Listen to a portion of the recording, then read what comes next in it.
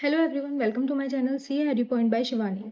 तो आज हम करने जा रहे हैं अकाउंटिंग स्टैंडर्ड 25 जिसका नाम है इंटरिम फाइनेंशियल रिपोर्टिंग। सबसे पहले देखते हैं हम इंटरिम का मतलब क्या होता है। इसका मतलब होता है साल के बीच में, in the middle of the year. Financial पता है हमें क्या होता है। फाइनेंशियल रिपोर्टिंग यानी कि फाइनेंशियल्स हमारे कौन कौन से होते हैं। Balance sheet, P&L, cash flow statement और नोट्स टू अकाउंट्स। और रिपोर्टिंग मतलब हो जाएगा हमारा यहाँ पे फाइनेंशियल स्टेटमेंट्स को प्रिपेयर करना।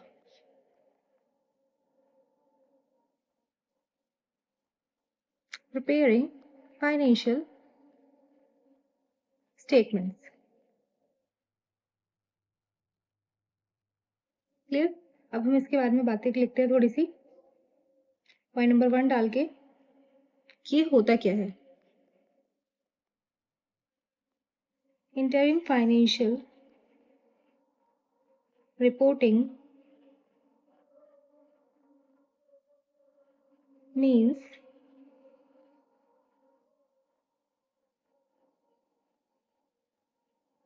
financial report containing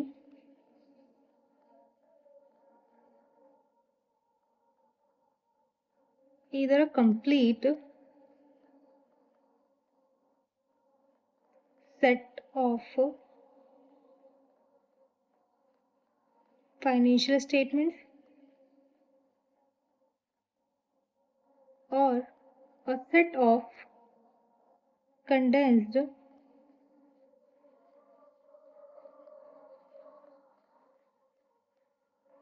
financial statements.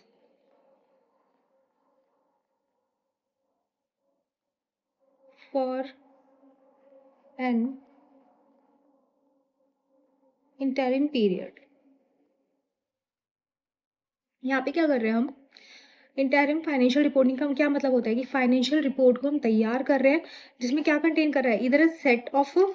इधर a complete set of financial statements, जिसमें कि हमारे सारे complete set of financial statements रहेगा, वही balance sheet, P&L, cash flow statement और notes.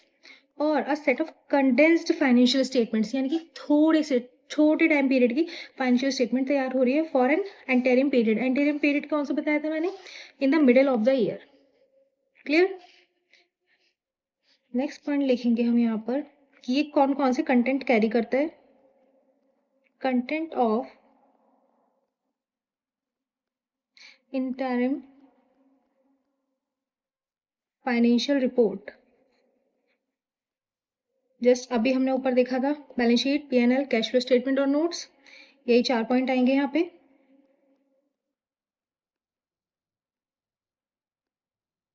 Balance sheet, statement of P&L,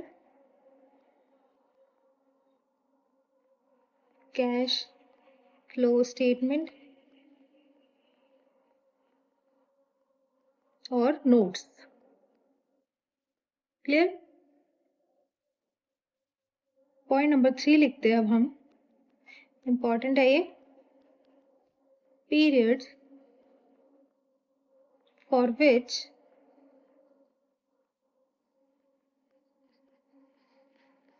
interim financial statement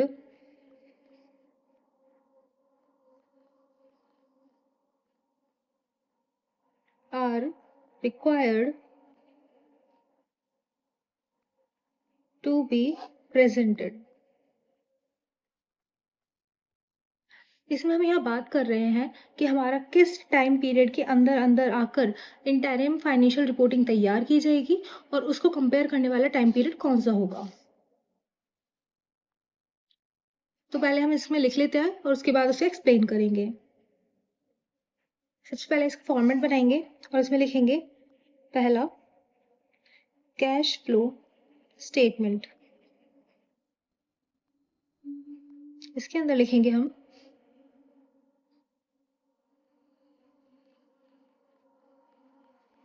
cumulatively for the current financial year to date, highlight करेंगे year to date को। Next लिखेंगे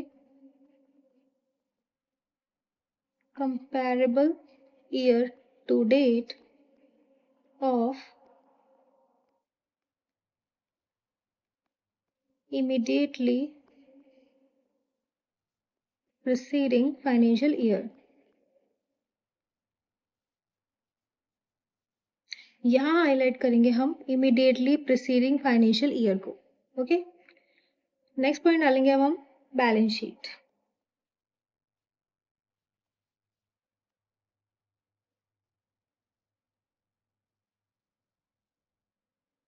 इसमें लिखेंगे हम end of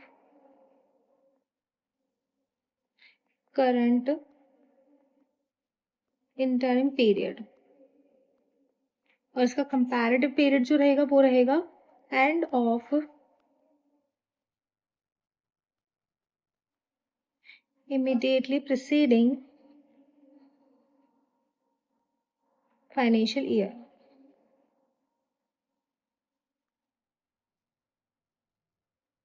यहाँ हम हाईलाइट करेंगे immediately preceding फाइनेंशियल ईयर को। अब नेक्स्ट पॉइंट है हमारा statement of P&L account. Statement of P&L account, और इसमें लिखेंगे हम current interim period and cumulative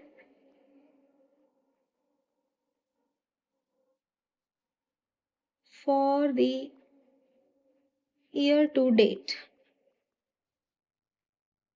इसमें हम हाईलाइट करेंगे cumulative for the year to date. Next लिखेंगे इसके बराबर में कंपैरेबल इंटरिम पीरियड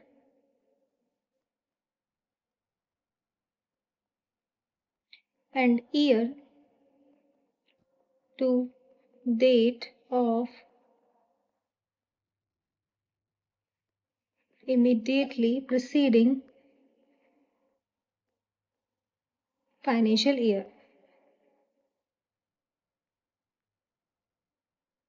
क्लियर? अब हमने ये सब यहाँ पे नोट डाउन कर लिया। अब हम समझेंगे कि ये होता क्या क्या है और कैसे कैसे हम इसका टाइम पीरियड कैलकुलेट करते हैं। सबसे पहले देखेंगे हम यहाँ पे हमने कैश फ्लो स्टेटमेंट के लिए क्या लिख रखा है, cumulative for the current financial year to date, और इसको हम कंपेयर किससे करें, इमीडिएट प्रीसीडिंग फाइनेंशियल ईयर से। अब हम मान लेते हैं कि हम अपनी कैश फ्लो स्टेटमेंट तैयार कर रहे हैं, कैश फ्लो स्टेटमेंट। अब यहाँ हम लिखते हैं करंट ईयर का अमाउंट और यहाँ लिखेंगे अपने प्रीवियस ईयर का अमाउंट, और ये हम डेट डिसाइड कैसे करेंगे कि कैसे कैसे होने वाली है। अब देखते हैं हमने यहाँ पे क्या लिखा था, यहाँ पे था current year, current financial year to date. हमारा फाइनेंशियल ईयर कौन कौन से होते हैं, हमारे कैसे होते हैं, 1 अप्रैल से 31 मार्च। और यहाँ क्या हो रहा है, यहाँ करंट फाइनेंशियल ईयर से स्टार्ट तो हो रहा है लेकिन टू अ डेट, और ये डेट कैसे पता चलेगी हमें, यानी कि हमारा करंट फाइनेंशियल ईयर स्टार्ट हुआ 1 अप्रैल से, और अब हम डेट क्या लिखेंगे, जैसे कि हम सपोज करते हैं हमारी बैलेंस शीट तैयार हो रही है 31 दिसंबर में। अब यहाँ क्या बात हो रही है, हम यहाँ पे देखते हैं AS 25 में कि एंटरिम फाइनेंशियल रिपोर्टिंग, एंटरिम मतलब साल के मिड में। अब यानी कि 1 अप्रैल 31 मार्च से किसी एक मिड डेट में ही हमारी फाइनेंशियल रिपोर्टिंग तैयार हो रही है। तो हम क्या कहते हैं, 31 दिसंबर ले सकते हैं हम, 30 जून ले सकते हैं हम, 30 सितंबर ले सकते हैं हम। इन तीनों में से हमने ये क्वार्टरली मैंने डेट्स लिखे हैं यहाँ पे। अब सपोज कीजिए मैंने 30 जून ले ली यहाँ पे, तो मैंने क्या करा, यहाँ पे करंट फाइनेंशियल ईयर से एक पर्टिकुलर डेट ली मैंने, और इसको कंपेयर कैसे करेंगे हम, इमीडिएटली प्रीसीडिंग फाइनेंशियल ईयर से। अब मेरा प्रीसीडिंग फाइनेंशियल ईयर कौन सा हो जाएगा, यहाँ पे मैंने अप्रैल मई, यहाँ पे मैंने 3 मंथ्स की बैलेंस शीट बनाई है। तो यहाँ पे भी मुझे कंपेयर जो करना है वो इसी टाइम पीरियड से पिछले साल का करना है। जैसे 2000 की थी, तो यहाँ पे क्या हो जाएगा 1 अप्रैल, हम कंपेयर किससे करेंगे, से 30 जून 1999। सबको समझ में आ रहा है? जिस टाइम पीरियड में हम cash flow statement current year में कैलकुलेट करेंगे, उसको हम कंपेयर किससे करेंगे? इमीडिएट प्रीसीडिंग फाइनेंशियल ईयर से। यानी कि हमने यहाँ पे 3 मंथ्स का लिया था, तो यहाँ पे भी हम जो डिस्टेंस लेंगे, जो हम अमाउंट लेंगे, वो कितने उसमें लेंगे? 3 मंथ्स का। नेक्स्ट नेक्स्ट पॉइंट था हमारा बैलेंस शीट का।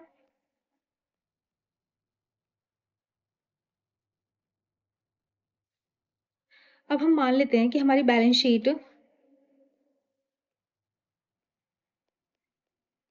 तैयार की जाती है दिसंबर में, as eight 31st December 2001।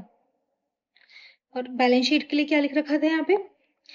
And of current interim period, साल के मिड में, हमने साल का मिड क्या लिया? हमारा फाइनेंशियल ईयर क्या होता है? 1 अप्रैल से 31 मार्च। और हमने करंट इंटरिम पीरियड कौन सा ले लिया? दिसंबर में। हम दिसंबर में अपनी बुक्स क्लोज कर रहे हैं। और यहाँ पे क्या दे रखा है? End of immediately preceding financial year. यहाँ पे फाइनेंशियल ईयर के एंड को देखा गया है। अब यहाँ पे हम क्या कर रहे हैं? हमने मान लिया कि हम 31 दिसंबर 2001 में अपने अकाउंट्स क्लोज कर रहे हैं, तो इसका फाइनेंशियल ईयर जिसे हम कंपेयर करेंगे पीछे वाला, वो कौन सा होगा? एज एट 31st मार्च। फाइनेंशियल ईयर लेना है, ईयर कौन सा आएगा? 2001। क्लियर? नेक्स्ट है हमारा पीएनएल से रिलेटेड।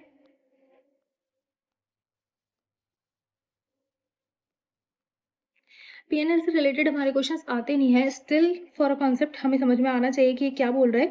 यहाँ क्या लिखते हैं? Current interim period and cumulative for the year to date. Okay, तो हम देखते हैं यहाँ पे।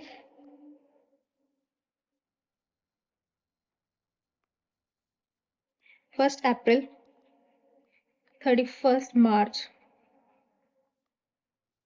2001 हमारा फाइनेंशियल ईयर ही हो गया। अब हमने 31 दिसंबर 2000 में अपनी बुक्स क्लोज कर दिए।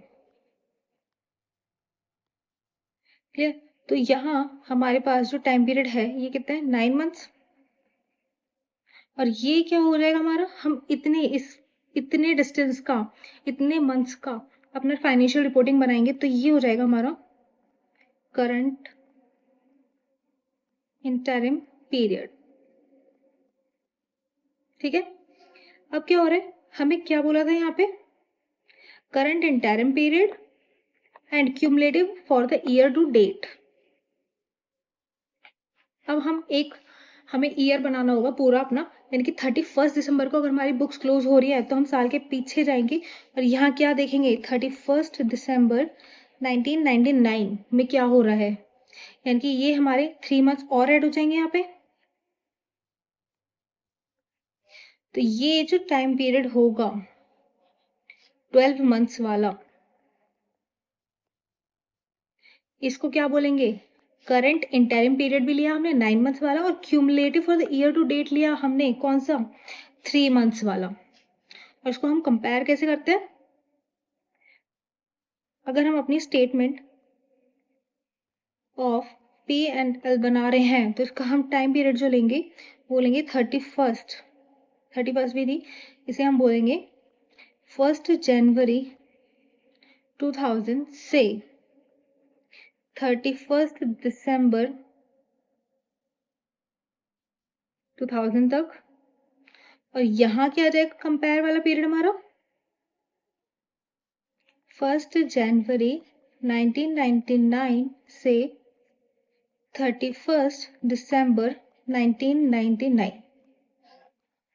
क्लियर? इसके क्वेश्चंस आते नहीं है हमारे, जो ज़्यादातर आते हैं बैलेंस शीट या कैश फ्लो स्टेटमेंट के आते हैं, तो सिर्फ हम वही उसी पे फोकस करेंगे। नेक्स्ट कुछ पॉइंट्स हैं हमारे। In deciding how to recognise nature, measure, classify और disclose an item for interim financial reporting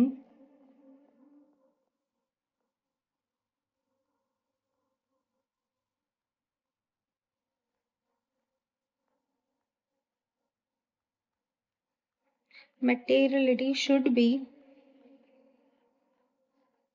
assessed। यहाँ पर हमें materiality का मतलब होता है importance.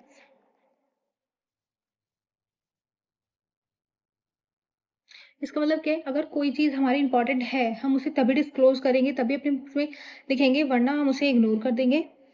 Now point number 5,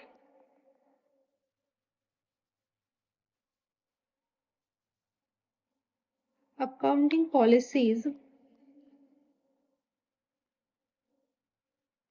should be same in its interim financial statement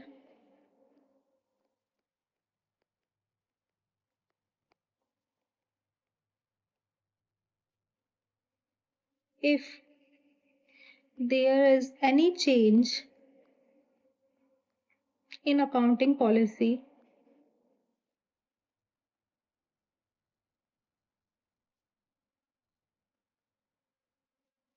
then the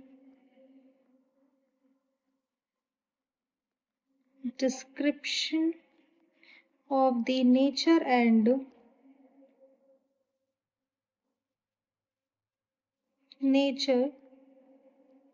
and effect of such change shall be disclosed। हम क्या देखेंगे, हमारी accounting policy should be same, अगर सेम है in its entering financial statement तो क्या करेंगे, हम कुछ नहीं करेंगे इफ। लेकिन अगर यहाँ पे चेंज आ गया, any change in the accounting policy, then the description of the nature, हम क्या चेंज आ रहा है उसके नेचर में, क्या अफेक्ट आ रहा है, तो हमें क्या करना होगा, शुड बी डिस्क्लोज्ड। सिंपल सा पॉइंट था ये भी। अब आते हैं पॉइंट नंबर 6 पे।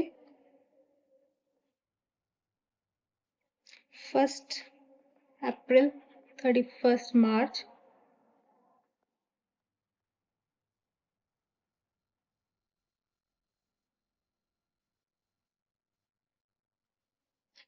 अब हम यहाँ क्या देख रहे हैं कि हमने अपनी बैलेंस शीट बनाई यहाँ पर, ये फर्स्ट क्वार्टर, ये सेकंड, ये थर्ड और ये fourth quarter.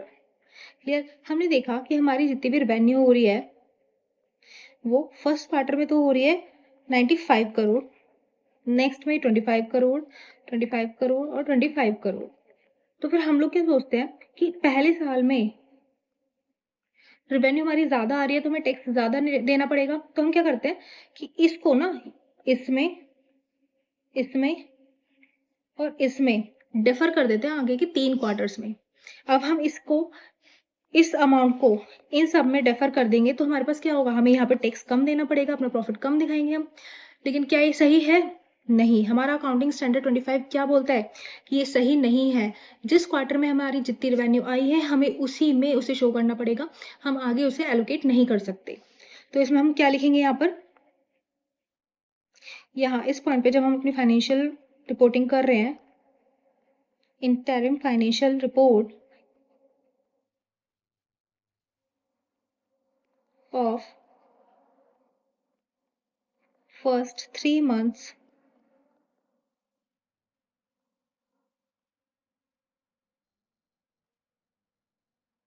revenue will not allocate or defer to the next quarters of the year। और ऐसा कौन बोला है? AS 25। अब देखते हैं हम यहाँ पे अपना पॉइंट नंबर 7,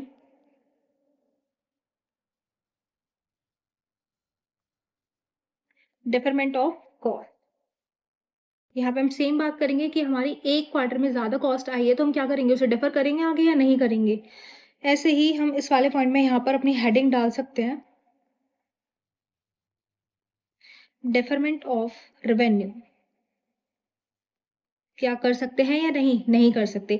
जिस भी पीरियड में आई है हमें जब भी रिकॉर्ड करना पड़ेगा, हम आने वाले नेक्स्ट पीरियड्स में उसको डेफरमेंट नहीं कर सकते, उसको ट्रांसफर नहीं कर सकते।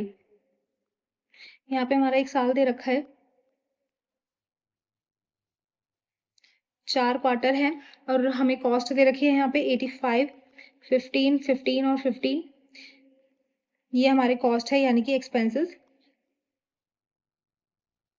यहाँ पे हम इंटरिम फाइनेंशियल रिपोर्ट तैयार कर रहे हैं, तो क्या हम ये वाला खर्चा जो है हमारा ये आगे डेफर कर सकते हैं या नहीं, जैसे यहाँ पे हमारे एक्सपेंसेस कम है? नहीं। डेफरमेंट ऑफ कॉस्ट हमें एक बात और बताती है कि यहाँ हम ये डेफर नहीं कर सकते आने वाले टाइम पीरियड में, लेकिन अगर हमारे सीए को लग रहा है कि ये कॉस्ट इस टाइप की कॉस्ट है जो कि हम आने वाले पीरियड में इसे डेफर कर सकते हैं, ये एक अप्रोप्रिएट अमाउंट है, तो हम कर सकते हैं, वरना मेजरली हमें क्या बोला गया है कि नहीं।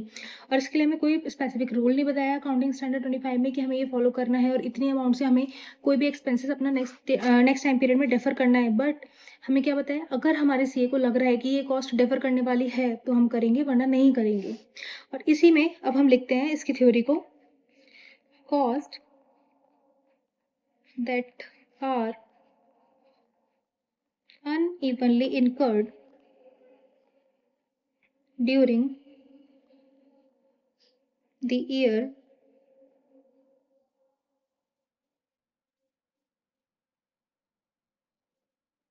can be deferred only if it is appropriate to defer that। तो हमें यहाँ पे क्या बताया गया है, cost that are unevenly incurred during the year can be deferred only if it is appropriate, अगर ये हमें एप्रोप्रिएट लग रही है to defer that type of cost. इसमें हम हाईलाइट कर लेंगे word only if it is appropriate, अगर एप्रोप्रिएट है तो। पॉइंट नंबर 8,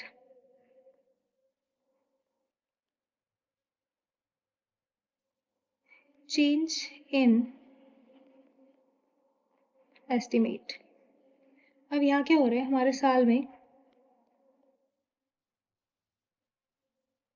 हम अपने यहाँ पे इंटरिम फाइनेंशियल रिपोर्ट तैयार कर रहे हैं, हमने यहाँ पे ना एस्टिमेट किया है कि हमें फ्यूचर में 4 लाख का लॉस होने वाला है। ठीक है, जैसे ही हमारे फर्स्ट क्वार्टर यानी कि 3 मंथ हमारे निकल गए, नेक्स्ट क्वार्टर में हमने क्या एस्टिमेट लगाया, फिर से हमने सोचा था ये जो लॉस होने वाला है हमारा, ये लॉस नहीं होगा बल्कि ये हमें प्रॉफिट होगा। तो क्या हम चेंज ला सकते हैं अपने एस्टिमेट में?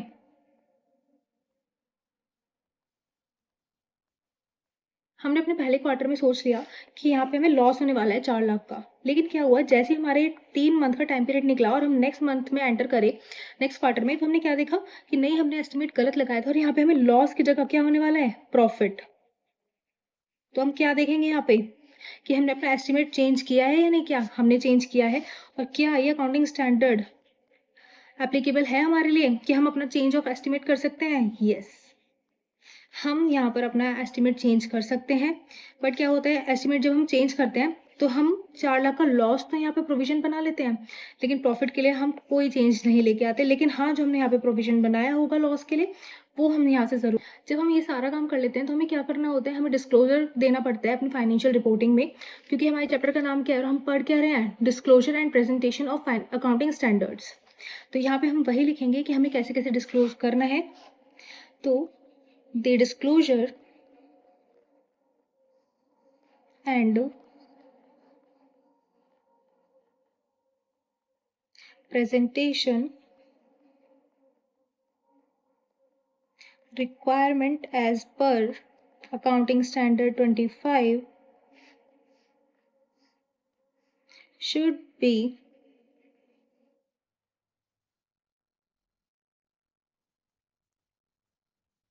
applied only if enterprise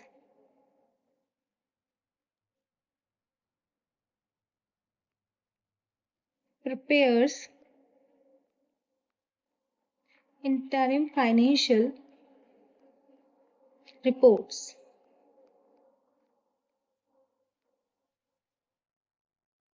यहाँ क्या हो रहा है, the disclosure and presentation requirement as per accounting standard 25 should be applied, कब अप्लाइड होगी, ओनली इफ एंटरप्राइज प्रिपेयर्स, क्या प्रिपेयर करिए, इंटरिम फाइनेंशियल रिपोर्ट्स।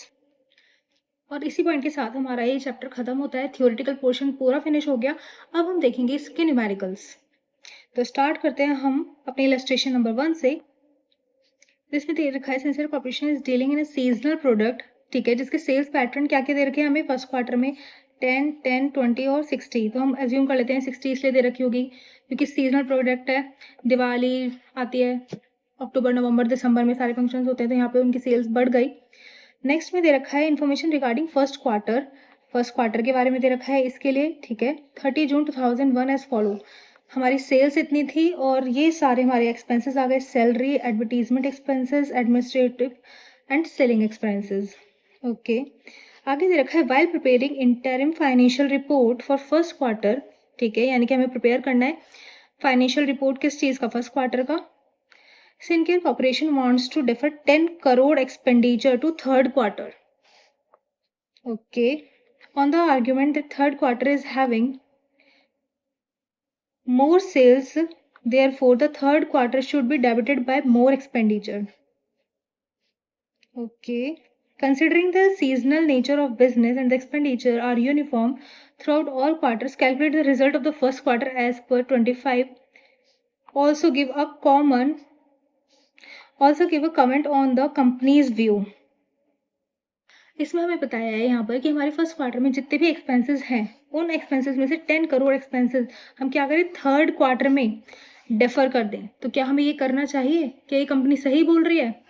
नहीं, हमने क्या पढ़ा था कि हमारे जितने भी एक्सपेंसेस होते हैं, हमारी कॉस्ट आती है, हम उसे आगे आने वाले टाइम पीरियड में डेफर नहीं करते। तो वही हम इसके लिए क्या लिखेंगे यहाँ पर, no companies intention is not correct as per AS 25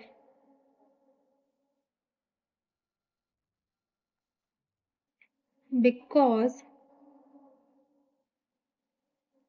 deferment of expenses are not allowed. हमें कंपनी ने कैसे दे रखा था यहाँ पर, 1 अप्रैल, 31 मार्च, हमारे 4 क्वार्टर, जिसमें कि 30 जून, 30 सितंबर, 31 दिसंबर, और यहाँ हमारी सेल्स थी 80 करोड़ और एक्सपेंसेस कितने थे हमारे, 72 करोड़। क्लियर, 72। कंपनी ने बोला हमसे इन 72 में से 10 करोड़ हम यहाँ ट्रांसफर कर देते हैं, जो कि क्या है, गलत। हमने अभी पढ़ा था कि हम डिफर नहीं करते हैं कभी भी अपनी कॉस्ट। ओके, और कंपनी ने क्या कहा था, preparing interim financial report of first quarter, हमें फर्स्ट क्वार्टर की फाइनेंशियल रिपोर्ट भी तैयार करनी है। तो वो तैयार करते हैं अब हम, financial report of first quarter. सबसे पहले क्या लिखेंगे हम, सेल्स कितनी थी हमारी, 80 करोड़, देन लेस एक्सपेंसेस। अब एक्सपेंसेस कैसे थे हमारे, सैलरी थी 60, एडवर्टीजमेंट थी 4 और एडमिनिस्ट्रेटिव थी हमारी 8। टोटल हो गया 72 करोड़। तो यहाँ कितना बचा, 8, जो कि हमारा प्रॉफिट है। इजी क्वेश्चन था। अब आते हैं हम अपने इलस्ट्रेशन 2 पर। इलस्ट्रेशन 2 के बोला है, the accounting year of x limited ends on 30 September 2001 and it makes it's reports quarterly. ये भी अपनी रिपोर्ट क्वार्टरली बना रहा है। However the purpose of tax year ends on 31 March every year. साल कब खत्म हो रहा है हमारा, 31 मार्च में। Accounting year from 1 October 2000 to 30 September 2001 the quarterly income is as under. ये हमें यहाँ सारी इनकम दे रखी है, 200 करोड़ 200 करोड़ चारों क्वार्टर की। Actual tax rate of the financial year ending on 31st March 2001 is 20% and the financial year ending on 31st March 2002 is 30%. हमें क्या करना है? Calculate tax expenses for each quarter. सबसे पहले हम इसका परफॉर्मेंस तैयार करते हैं. हमें क्या दे रखा है? हमारा अकाउंटिंग ईयर ये है, तो हम ऐसे ही लेंगे इसे 1 अक्टूबर 2000 30 सितंबर 2001. अब इसका हमें क्वार्टर दे रखा है 31 दिसंबर, 31 मार्च और 30 जून. अब हमें इनकी इनकम भी दे रखी है यहाँ पर 200 करोड़, 200 करोड़, चारों क्वार्टर की. क्लियर? अब यहाँ बताया था ये जो हो जाएगा 2000, 2001, 2001.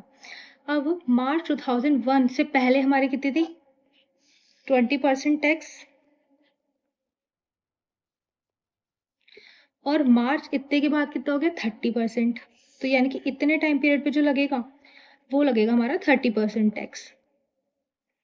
क्वेश्चन अब हमने समझ लिया कि आगे बोल रहे हैं. अब हमें क्या कैलकुलेट करना था? Calculate the tax expenses.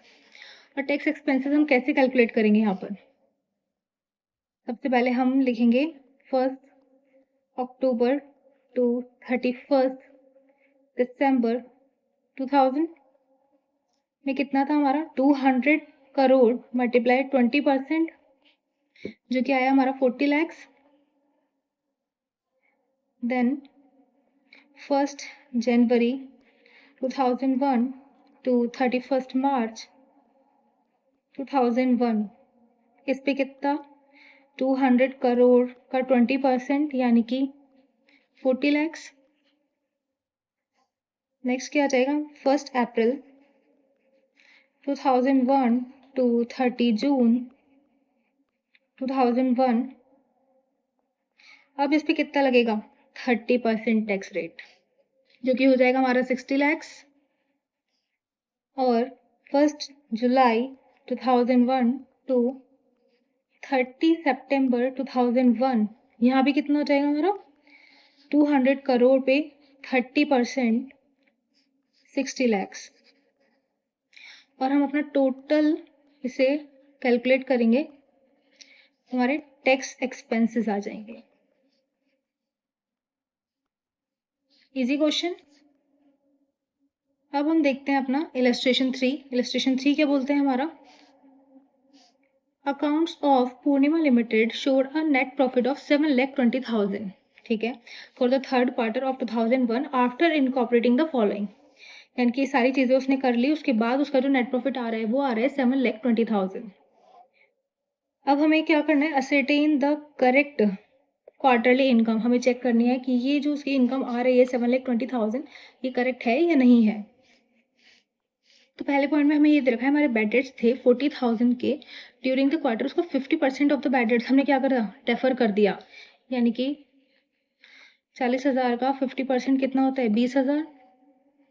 ये हमने क्या करा? आने वाले नेक्स्ट क्वार्टर में भेज दिया, जो कि कितना गलत करा हमने. हमें क्या करना था? जो जिस क्वार्टर में हमारे एक्सपेंसेस आए हैं हमें उसी में डिडक्ट करना होता है. और हमने डिडक्ट नहीं करा तो ये हमारा 7,20,000 से बढ़ गया. तो हम यहाँ पे क्या करेंगे? माइनस. हमें ये 20,000 इस साल ही इसी क्वार्टर में डिडक्ट करने थे, नेक्स्ट क्वार्टर में ट्रांसफर नहीं करने थे. तो ये वाले पहला पॉइंट गलत करा है. नेक्स्ट क्या है? Extraordinary loss of 35,000 incurred during the quarter has been fully recognised in this quarter. Point 3 क्या बोला है हमारा? Additional depreciation of 45,000 resulting from the change in method of charge of depreciation assuming that this is a change for the third quarter only. हमने देखा है यहाँ पे हमारा 45,000 का चेंज आने वाला था किसमें? थर्ड क्वार्टर में. तो हमने क्या करा? उसे अभी डिस्क्लोज कर दिया. यानी कि ये पॉइंट भी सही है, ये पॉइंट भी सही है. लेकिन यहाँ पे क्या कर दिया हमने? 20,000 नेक्स्ट क्वार्टर में ट्रांसफर करे, जिसकी वजह से हमारा 20,000 से प्रॉफिट बढ़ गया. लेकिन हमें डिडक्ट कब करना था? अभी. तो हमारा क्या होना था? इस साल की इनकम थी हमारी 7,20,000, जिसमें कि हमने 20,000 माइनस नहीं करे थे, हमने नेक्स्ट ईयर डिफर करे थे. तो हम उसे अब माइनस करेंगे और जो हमारी नेट इनकम आएगी वो आएगी 7 लाख. सिंपल। नेक्स्ट हमारा है इलस्ट्रेशन 4, रीड करते हैं इसे। Intelligent Corporation is dealing in seasonal products. The quarterly sales pattern of the product is given below. Okay. तो यहाँ क्या दे रखा है, Q1 की सेल्स, 2 की सेल, 3 की सेल और 4 की सेल, यानी कि साल हमारा एंड हो रहा है 31 मार्च में। तो हमारा फाइनेंशियल ईयर क्या होगा, 1 अप्रैल टू 31 मार्च। तैयार करते हैं इसका परफॉर्मा। 1 अप्रैल 31 मार्च।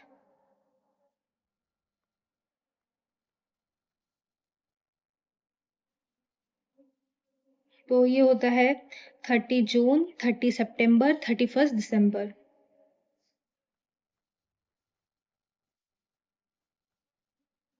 तो 31 दिसंबर। अब हमें क्या दे रखी थी, हमारी सेल्स की परसेंटेज 15, 15, 50 और 25। 15, 15, 50, 25। Okay. For the first quarter ending this give you the following information. Sales इतनी और एक्सपेंसेस ये रहे। फर्स्ट क्वार्टर की बात हो रही है। सेल्स है हमारे 50, एक्सपेंसेस है हमारे 30 प्लस 2 प्लस 8 यानी कि 40। क्लियर। अब यहाँ क्या दे रखा है, while preparing interim financial report of the first quarter, Intelligent Corporation wants to defer 21 crore expenditure to the third quarter। यानी कि इसमें से 21 करोड़ हम कब आगे जाके डेफर कर दें, क्योंकि हमारी सेल्स ज़्यादा है और हम यहाँ के अपने एक्सपेंसेस इधर ट्रांसफर कर देंगे तो क्या होगा, हमारा टैक्स कम देना पड़ेगा हमें। लेकिन हम क्या करते हैं, हम कभी भी अपना एक्सपेंडिचर आगे वाले आने टाइम पीरियड में डेफर नहीं करते। तो यहाँ क्या दे रखा है, therefore the third quarter should be debited by higher expenditure considering the seasonal nature of business and that the expenditure are uniform throughout all quarters। तो हम ऐसा नहीं करेंगे, ये गलत बात है। तो हम इसके लिए क्या लिखेंगे यहाँ पर फिर से, company's intention is not correct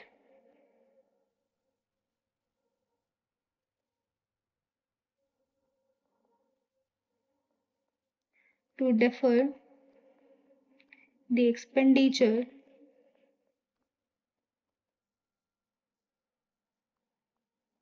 from first quarter to third quarter because accounting standard 25 not allowed the deferment of expenditure। अब हमें क्या करना था यहाँ पे, प्रिपेयरिंग इंटरिम फाइनेंशियल रिपोर्ट, वो करते हैं। तो उसके लिए पहले हम क्या लिखते हैं, सेल्स थी हमारी 50 करोड़, देन एक्सपेंसेस माइनस करेंगे। तो मैंने यहाँ पे डायरेक्ट लिख देती हूँ 40 करोड़ जो कि थे हमारे 30 प्लस 2 प्लस 8 सैलरी, एडवर्टीजमेंट और एडमिनिस्ट्रेटिव। तो आया हमारा 10 करोड़ का प्रॉफिट। ये क्वेश्चन हमने पहले भी किया था, इसमें और कोई चेंजेस थे नहीं। हमारा इलस्ट्रेशन 4 भी खत्म। अब आते हैं हम अपने क्वेश्चन नंबर 8 पर। क्वेश्चन नंबर 8 के बोलते हैं, इन view of provisions of accounting standard 25 on interim financial reporting on what basis will you calculate. हम कैसे कैलकुलेट करेंगे for an interim period, interim period के लिए the provision in respect of defined benefit schemes like pension, gratuity etcetera for the employees. हमसे पूछा गया है इस क्वेश्चन में कि अकॉर्डिंग टू अकाउंटिंग स्टैंडर्ड 25 हम किस टाइप से कैलकुलेट करेंगे अपनी पेंशन को और ग्रेचुटी को और जितने भी हमारे एम्प्लॉयज़ के लिए स्कीम्स होती हैं उनको। तो ये एक थ्योरेटिकल पार्ट है, तो इसके अंदर हम आंसर लिखते हैं अपना।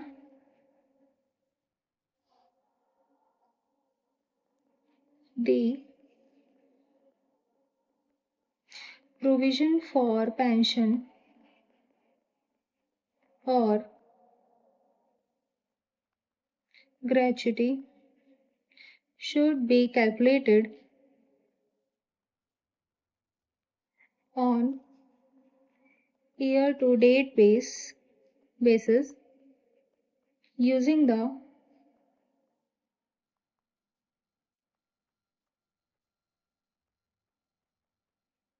actually determined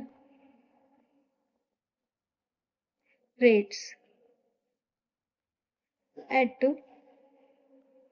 the end of prior financial year, adjusted for significant market fluctuations.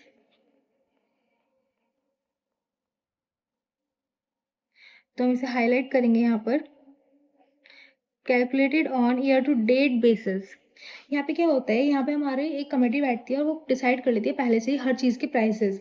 तो using the actually determined rates, यानी कि उन लोगों ने पहले ही हमारे रेट्स जो हैं वो डिटरमाइन कर लिए at the end of prior financial year, पिछले साल के स्टेटमेंट्स को देखकर। तो हम क्या करेंगे, वही फॉलो करेंगे और कैलकुलेट किस बेसिस पे करेंगे, ईयर टू डेट बेसिस पर। सिर्फ एक थियोरेटिकल आंसर था इसका और कुछ नहीं है। अब आते हैं हम अपने क्वेश्चन नंबर 9 पर। तो रीड करते हैं हम question number 9। On 30 June 2001 Asmita Limited incurred 2 lakh net loss from disposal of a business segment. Okay. Also on 31st July 2001, the company paid 60,000 for property tax. यानी कि टैक्स पे करिए assessed for the calendar year 2001.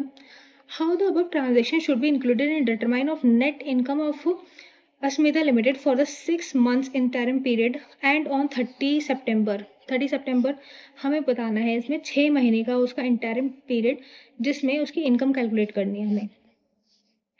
तो सबसे पहले देखते हैं हम यहाँ पर 30 सितंबर, और क्योंकि हमें ये 6 महीनों का बताना है, 6 मंथ्स, तो यहाँ जाएगा 1 अप्रैल। अब इसी बीच क्या हुआ यहाँ पे, 30 जून हमें एक लॉस हुआ, लॉस ऑन सेल मान लेते हैं हम इससे, कितने का, 2 लाख का। ओके। और यहाँ क्या हुआ, 31 जुलाई 2001 को हमने 60,000 पे करे। 31 जुलाई पेड टैक्स कितना, 60,000। ओके, सिंपल है यहाँ पे। और क्या दे रखा है, for property tax assist for calendar year 2001।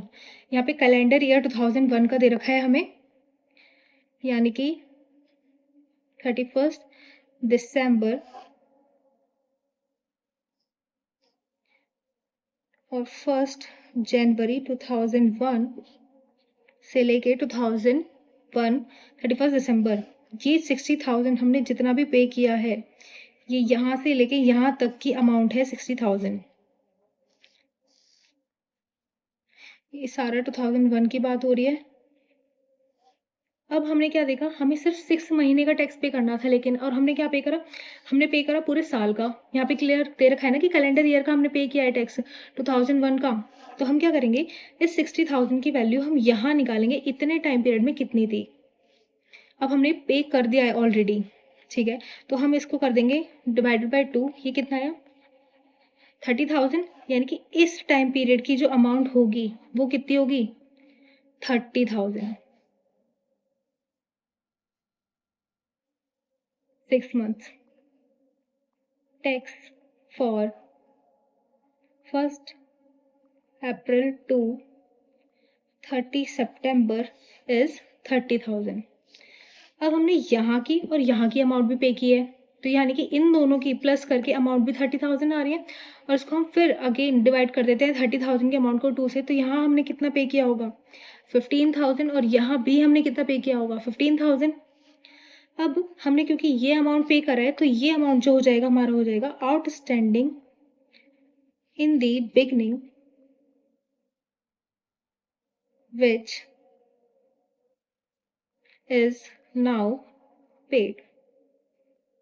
यानी कि ये हमारी एक आउटस्टैंडिंग अमाउंट थी 15,000 की, जो कि हमने अब पे कर दी। हमने पे कितना करा है, 60,000। और हमने पे जो करा है वो यहाँ की अमाउंट भी करी है, लेकिन इस टाइम पीरियड तक तो अभी हम आए ही नहीं ना, तो ये कौन सी हो गई? Prepaid tax. क्लियर? अब हमसे जो क्वेश्चन में पूछा गया था, हमसे बात हुई थी सिर्फ इस वाले टाइम पीरियड की। तो इस वाले टाइम पीरियड में हमारे फाइनेंशियल स्टेटमेंट्स हमें क्या-क्या दिखाएँगे, जो हम अपने प्रॉफिट एंड लॉस अकाउंट में लिखेंगे। सबसे पहले तो लॉस दिखाएँगे हम कितने का? 2 लाख रुपए का। और उसके बाद क्या दिखाएँगे? हमने इस क्योंकि हमसे पूछा है सिर्फ 1 अप्रैल से 30 सितंबर तक के बीच की बात। यहाँ से यहाँ तक के बीच की बात। तो हमने इस बीच हमारा जो टैक्स पे करा गया है वो कितना है? 30,000। तो हम क्या लिखेंगे यहाँ पे? टैक्स। और ये कितने महीने का है? 6 मंथ्स। इस क्वेश्चन में हमसे क्या दे रखा था? How the above transaction should be included in determine of net income. हम कैसे डिसाइड करेंगे नेट इनकम का? तो हम यहाँ दिखाएँगे हमें क्या हुआ है? सिर्फ लॉस हुआ है 2,30,000 का। क्लियर? और इस क्वेश्चन में कुछ नहीं था, सिर्फ हमसे जितने टाइम पीरियड के बारे में पूछा गया था, हमने उतने ही टाइम पीरियड के बारे में बताया और उसी के अकॉर्डिंग हमने यहाँ लॉस और यहाँ टैक्स लिख दिया। पे उसने ज़्यादा करा था, वो उसने करा था कैलेंडर ईयर के हिसाब से 1 जनवरी से 31 दिसंबर का। लेकिन जितना हमसे पूछा हम 6 महीने का, हम सिर्फ उतना ही टैक्स की अमाउंट निकाल के देंगे, जिससे हमें पता चलता है कि इतना उसे लॉस हो गया। अब नेक्स्ट क्वेश्चन पे आते हैं। नेक्स्ट है हमारा क्वेश्चन नंबर 10। रीड करते हैं। An enterprise reports quarterly estimate an annual income of 10 lakh. Okay, हमारी एनुअल इनकम दे रखी है हमें 10 लाख की। Assume tax rate on first 5 lakh is 30% and the balance income at 40%। The estimate quarterly income are this and this. Calculate tax expenses. हमें quarterly income दे रखी है और हमें टोटल एनुअल इनकम दे रखी है। अगर हम इन सबको प्लस करेंगे तब भी हमारी यही आएगी अमाउंट। और इस क्वेश्चन में हमसे पूछा क्या है? Calculate the tax expenses to be recognise in each quarter. हर क्वार्टर की टैक्स रेट क्या होगी? तो चलिए इसे करते हैं हम। यानी कि सबसे पहले क्या दे रखा है हमें? 5 लाख पे 30% और बाकी बचे हुए पे 40% टैक्स लगेगा।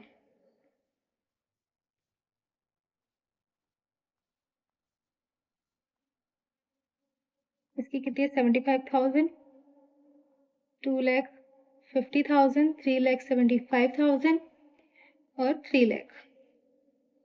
अब हम देखेंगे, ये तो हमें पता चल गया कैसे दे रखा है। अब हमारे यहाँ पे इनकम है 10 लाख।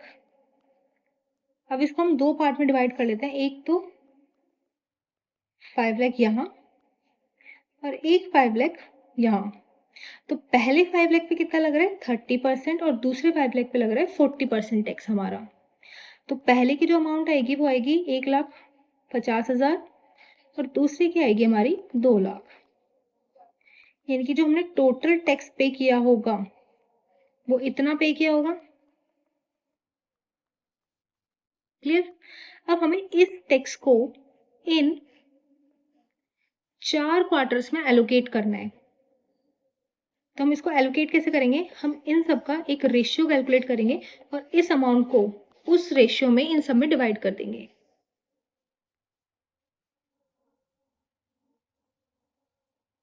तो हमने देखा था जैसे कि 75,000, 2,50,000, 3,75,000 और 3 लाख। अब हम इसका अगर रेशियो निकालते हैं तो हमारा रेशियो कितना आ जाएगा? 75, 250, 375 और 300। हमारा टोटल टैक्स कितना था? 3,50,000। अब इसको हम इस रेशियो में एलोकेट कर देते हैं। तो पहले का हमारा जो टैक्स आएगा वो इन सब की कैलकुलेशन कैसे होगी?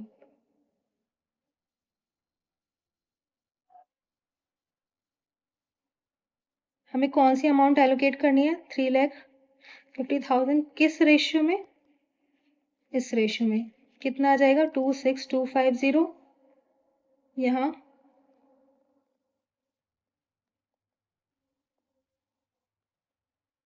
87,500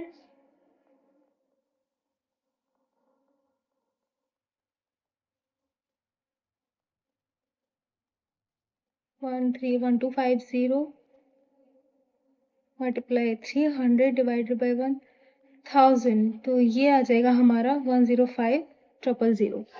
और यहीं अगर हम इन तीनों को प्लस कर देते हैं, यानी कि हम लिखते हैं 26250 प्लस 87500 प्लस 131250 प्लस 105000, तो कितना आया? 3,50,000 आंसर। यानी कि हमने इस 3,50,000 को इस 3,50,000 को क्या करा, हर क्वार्टरली उसको डिवाइड कर दिया, जिससे हमें पता चल गया हमारे क्वार्टरली बेसिस पे कितनी कितनी हमें टैक्स पे करना है। ये हो जाएगा क्वार्टर 1 का, क्वार्टर 2 का, क्वार्टर 3 का और क्वार्टर 4 का। क्लियर? अब हमारे पास बचा है एक सिंपल सा और लास्ट क्वेश्चन, तो देखते हैं इसमें क्या दे रखा है हमें।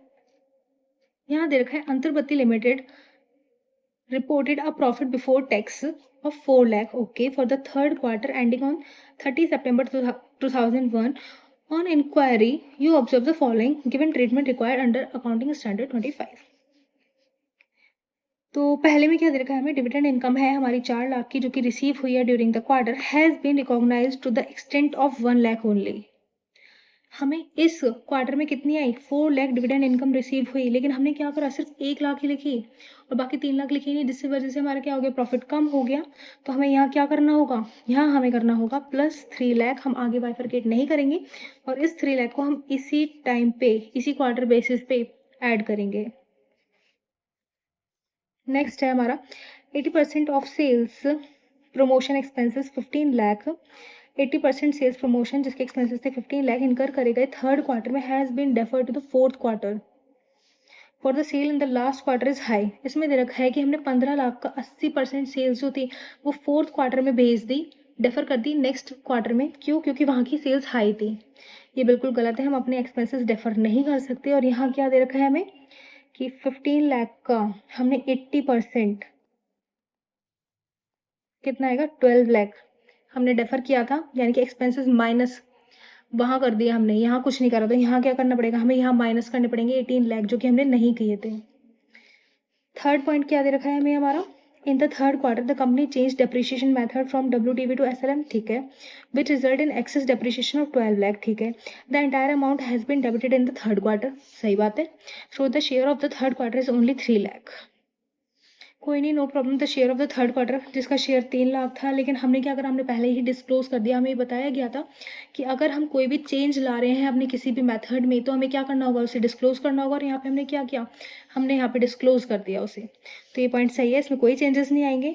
Next point, 2 lakhs extraordinary gain received in the third quarter was allocated equally to the third and fourth।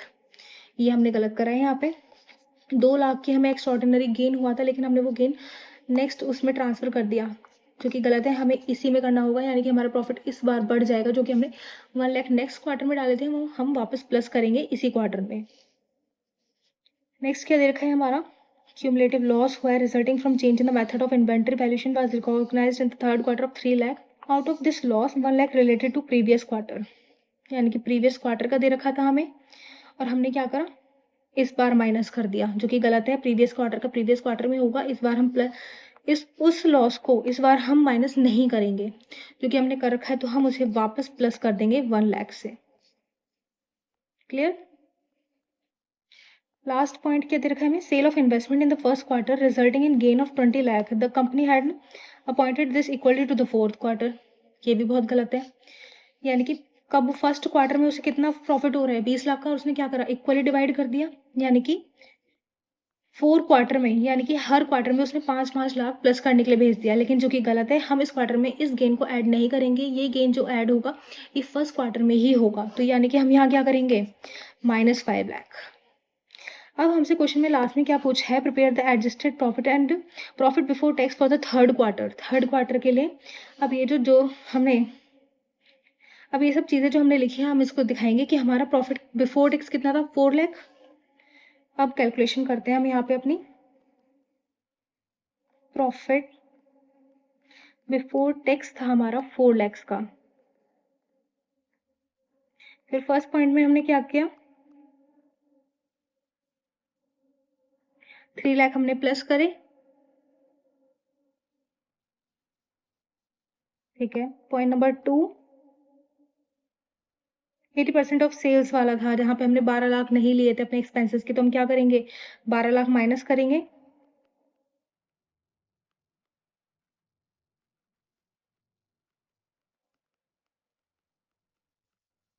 Point number 3, ये करेक्ट था, इसमें हमें कोई चेंज नहीं करना था, यहाँ पे डिस्क्लोजर देना था, कंपनी ने वो डिस्क्लोजर दे रखा था। पॉइंट नंबर 4 में एक्स्ट्रा ऑर्डिनरी गेन रिसीव हुआ था, जो कि हमने एलोकेट कर दिया था, और वो गेन यहाँ पर ही प्लस होगा। 5th पॉइंट में क्या दे रखा था, क्यूमुलेटिव लॉस था, जो कि change in the method of inventory valuation कर रहा था, हमने रिकॉग्नाइज किया था 3rd क्वार्टर का, जिसमें कि एक लॉस जो था हमारा, out of this loss 1 lakh relates to the previous quarter का लॉस था, लेकिन हम इस बार एलोकेट नहीं करेंगे, हमने 1 लाख माइनस कर रखे थे, तो हम क्या करेंगे यहाँ पे, उसे प्लस कर देंगे।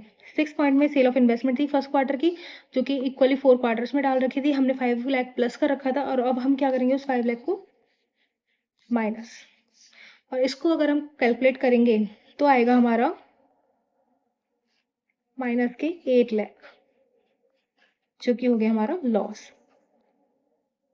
और हमारी कंपनी ने क्या दिखा रखा था हमें, प्रॉफिट बिफोर टैक्स 4 लाख, हमें प्रॉफिट दिखा रखा था, लेकिन एक्चुअल में हमारा आंसर क्या आएगा इस 3rd क्वार्टर का, लॉस में 8 लाख माइनस। तो इसी के साथ हमने इस चैप्टर की सारी थ्योरी और सारे न्यूमेरिकल्स कवर कर लिए। अब किसी भी स्टूडेंट को किसी भी टाइप की कोई भी प्रॉब्लम हो तो प्लीज़ कमेंट सेक्शन में ज़रूर बताएं। Thank you.